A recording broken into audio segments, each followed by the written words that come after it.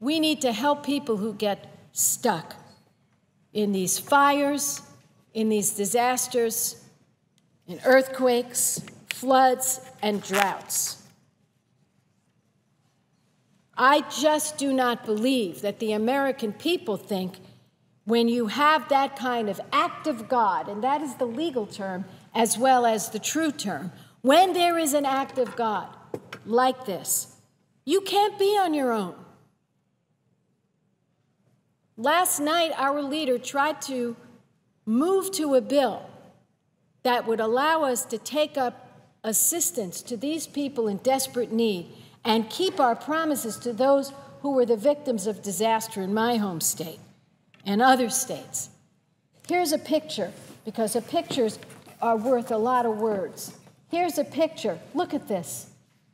Fire raging out of control. The firefighters as close as they can get to the flames. This one is the Comanche fire in Kern County. It's burned more than 29,000 acres. It's threatening 2,300 homes in Stallion Springs, California.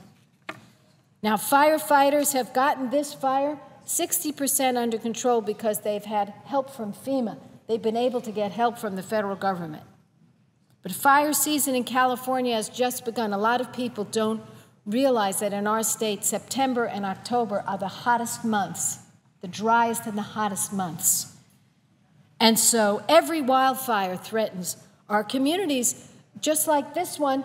And right now, FEMA barely has enough funds to get it through the next couple of months. FEMA's running low on resources. And funds are so low that they can't provide assistance for communities that are rebuilding from past disasters, let alone respond to this that's happening right now on the ground as we speak. I heard the lieutenant governor from Texas complaining about the situation in Texas, that they needed more federal help. Well, fine. He ought to call up his senators and tell them to vote with us today to get the federal help. We have more than $380 million in disaster recovery projects on hold, several in California. We had a tsunami, March 11th, 2011. We need $5.3 million that's been promised to help communities in Del Norte, Monterey, Santa Cruz, California. This tsunami did damage. I want to show you pictures from a 2010 mudslide.